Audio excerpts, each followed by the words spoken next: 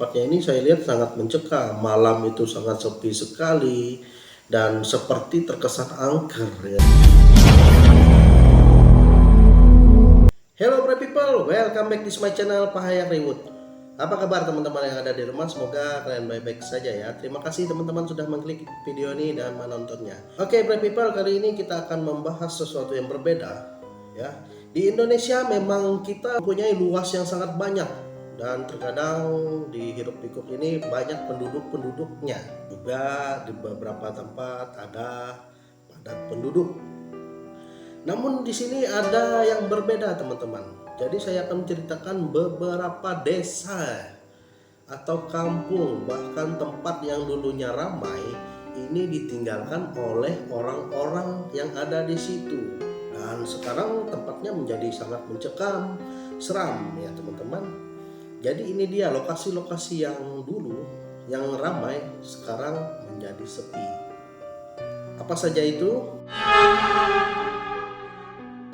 Yang pertama adalah Marina City. Jadi teman-teman, Marina City ini berada di kota Tanjung Riau, Sakupang di daerah Batam ya teman-teman. Jadi Marina City ini ternyata dulu adalah sebagai tempat lokasi perjudian ya teman-teman, kasino lah ya. Jadi seperti Las Vegasnya Indonesia seperti itu ya teman-teman. Jadi saya juga baru tahu juga pernah ada tempat ini yang seperti ini. Jadi untuk pendapatan daerah sepertinya seperti itu ya teman-teman. Nah namun ini waktu zaman pemerintahan SBY tempat ini ditutup ya, karena sudah tidak sesuai dengan peraturan dengan undang-undang yang ada di Indonesia teman-teman. Oh, Las Vegas ya teman-teman, ditutup ini. Tampak seperti beberapa tempat ya sudah dibanguni, sudah ditumbuhi rumput-rumput, sudah seperti pohon-pohon besar. Dan ternyata Marina City ini bangunannya banyak ya, seperti bangunan-bangunan Eropa. Bayangkan teman-teman, sebenarnya tempat ini sangat bagus ya, tapi kenapa tidak saja dikelola? Karena Marina City ini lokasinya berada di pinggir pantai, di pesisir pantai teman-teman, sebenarnya enak ya. Dan juga di situ masih menyediakan penginapan dengan harga yang murah karena tidak ada orang yang di situ ya. Namun seperti itu masih ada saja pengunjung-pengunjung asing yang mau menginap di situ teman-teman.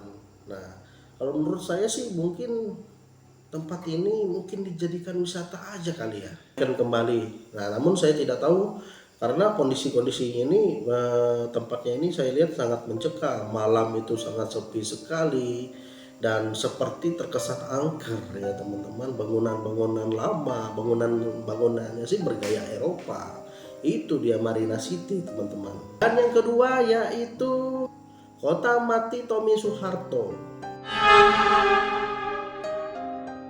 Berbeda lagi ya teman-teman, seperti yang di Marina City. Mati Tommy Soeharto ini dulunya adalah tempat perusahaan atau pabrik karet yang rencananya akan dibangun kembali untuk pabrik mobil. Namun pada tahun 1991 ada kendala dengan pembayaran pajak, jadi tempat ini dicabut izinnya. Nah, jadi para penghuni pekerja-pekerja yang ada di situ keluar dari situ. Dan ini luasnya sekitar 1.200 hektar. Lumayan besar teman-teman, lokasinya di Karawang, Jawa Barat. Nah sekarang ini terbengkalai, nampak jalan-jalan yang sudah ditumbuhi rumput-rumput, rumah-rumahan yang sampai naik. Namun ada beberapa sih orang-orang yang masih tinggal di situ. Tapi kota ini, tempat ini sangat sepi. Sangat aneh juga ya, kenapa nggak dikelola saja, sedangkan kita banyak penduduk. Cuman tidak ada apa-apa juga di sana ya teman-teman. Bayangkanlah teman-teman jika ya seperti itulah. Dan tempat yang ketiga yaitu desa Semacem teman-teman. Jadi desa Semacem ini berada di lokasi Karo di Sumatera Utara. Kenapa tempat ini ditinggal? Yaitu karena adanya dulu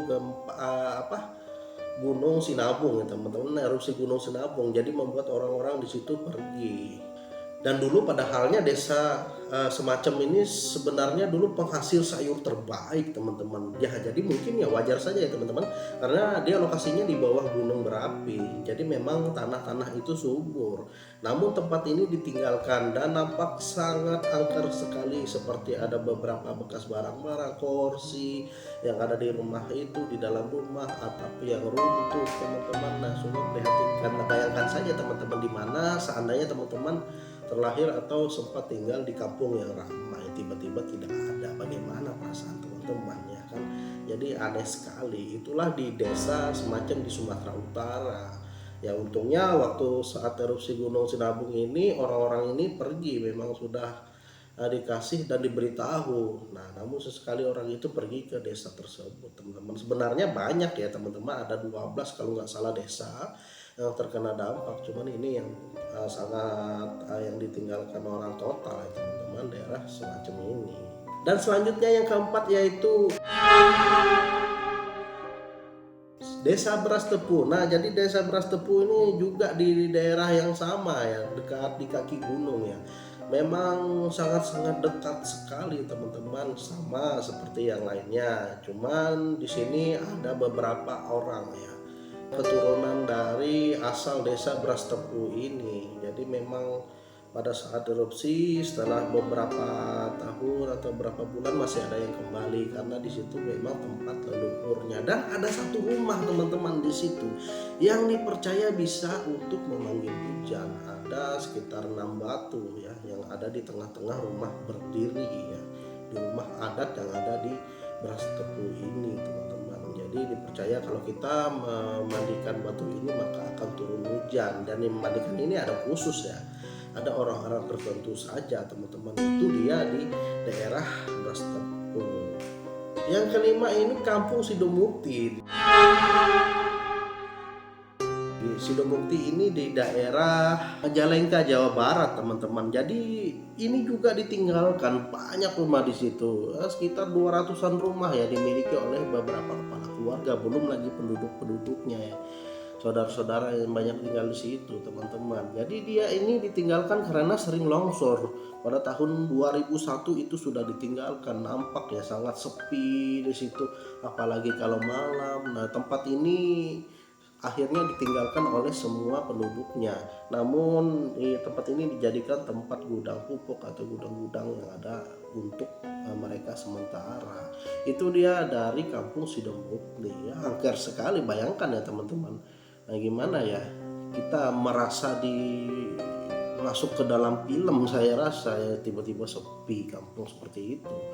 Bagaimana, apa yang terjadi jika kampung teman-teman seperti itu teman-teman ya. Nah itu dia Kampung Sidomukti. Dan yang keenam yaitu Kampung Mati Vietnam. Nah, Kampung Mati Vietnam ini ditinggalkan oleh para pengungsi orang-orang Vietnam zaman dulu. Jadi orang-orang Vietnam pada tahun 1970-an waktu itu perang ya, perang Vietnam dan Amerika pada saat itu, dan para pengungsi itu pergi ke Indonesia dan mengungsinya di Kampung Mati Vietnam ini. Nah, jadi kampung ini berada di lokasi Kramat Jati, Jakarta Timur ya teman-teman. Nah sekarang itu sudah sangat sepi, padahal di situ juga waktu kita sampai di lokasi tersebut kita disambut ada 2 gapura yang menyambut kita di daerah Kampung Mati Vietnam ini. Ya orang-orang ini pergi, mereka setelah usai perang tersebut ya, mereka ada yang meminta balik ke kampungnya, ada yang meminta pergi ke Australia atau kemana, itu mereka pergi semua dari Kampung Mati Vietnam ini ya. Kenapa disebut Kampung Mati Vietnam? Karena pengungsi atau orang yang tinggal di situ dulu adalah pengungsi orang-orang Vietnam yang pergi karena perang ya teman-teman. Nah mungkin itu saja ya teman-teman dari saya. Jadi kita berpikir, kita kadang-kadang wah ini terlalu ramai, kadang kita menyukai sepi. Tapi kalau sepinya seperti ini ya nggak bisa juga ya teman-teman kita hidup. Tapi ada juga yang menikmati hal-hal tempat sepi seperti ini, dan menjadikan tempat-tempat seperti ini menjadi angker, menjadi sarang-sarang setan kali ya teman-teman ya. Nah, mungkin itu saja teman-teman dari saya dari Pak Hayak Reward. Terima kasih teman-teman sudah menonton. See you in the next video.